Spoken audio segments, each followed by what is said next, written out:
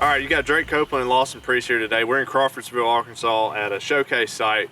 And today we want to talk about soybean herbicide programs and different ways to utilize our products within those systems. So we've got Authority Supreme, which is a premier pre-herbicide product that we utilize in soybeans, but we've also got Anthem Max that provides flexibility. Whether you want to use it pre or in a post scenario, following the two with each other, I think it's just a really good practice, especially when we're trying to overlap residuals and deal with the Palmer amaranth that you have here at this location.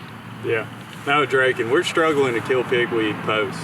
There's a lot of problems we're running into. The glufosinate, dicamba products, 2,4-D products are really running their course on controlling pigweed posts. So there's been a lot of emphasis on upping our residual game in terms of the products that we use, and people looking for the longest residual to provide flexibility on timing that post application appropriately. Now on the plot we're standing in is a pretty frequent option that goes out in soybeans here in the Mid-South. This is Anthem Max plus Metribuzin and pre-emerge, and we use 3.2 ounces of Anthem Max pre. Now by label that gives us 2.5 ounces that we can utilize in the rest of the soybean crop. So we actually came back and sprayed these plots 7 days ago with Liberty glyphosate and 2.5 ounces of Anthem Max. And you can see putting down that strong pre-Anthem Max Metribuzin really did a good job of holding this hard to kill and heavy population of pigweed back.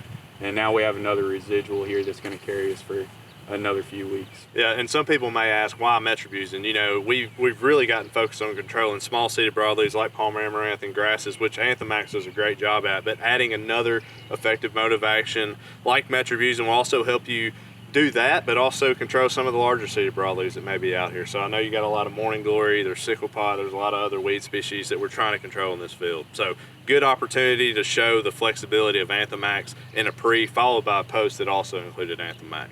Yeah. And Drake, one thing I'll add is we're in the Mid-South particularly, we're running into a lot of problems with the Group 15 herbicides, the duals, the outlooks, the warrants. We have Group 15 resistance in our pigweed populations. That does not confer resistance to Anthem Max products or the peroxysulfone component of Anthem Max. So we're seeing a lot more people lean on Anthem Max in their soybean weed control program for those reasons. That's right, and that's why we combine multiple modes of action. So let's go take a look at Authority Supreme in a pre-application. All right, everybody, want to take a second to introduce Authority Supreme. This has been a fun product to work with the last couple of years. We've kind of reintroduced it to the Mid-South.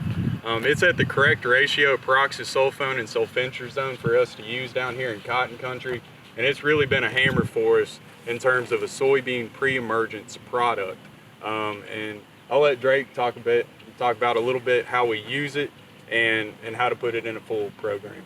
Yeah, so depending on what soil type you have and whatnot, this is a product, Authority Supreme, that we can put out pre-plant, burn down applications all the way through planting, behind the planter, and then we cut those applications off about 3 days after planting.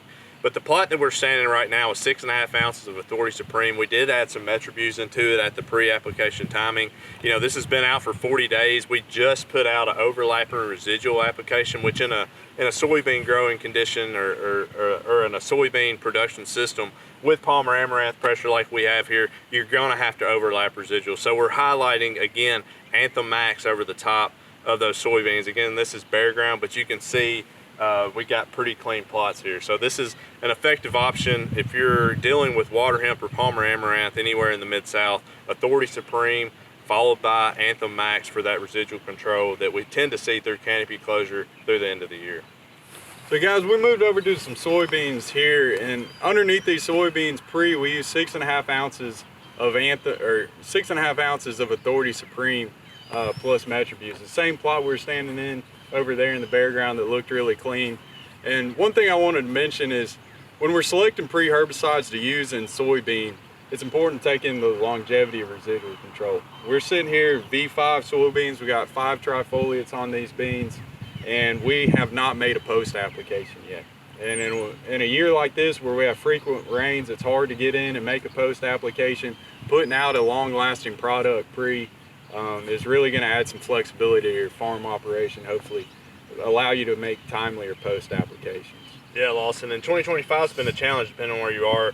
You get good windows to plant, then you get bad windows to spray. So if you don't get a pre-herbicide application out like Authority Supreme, that goes back to using Anthem Max in a post-type application where you can come over the top anywhere from emergence, pre, all the way through V6. So a lot of flexibility with Anthem Max, whether you're getting a residual out like a row and go scenario, or you're overlapping behind a premium pre-herbicide like Authority Supreme.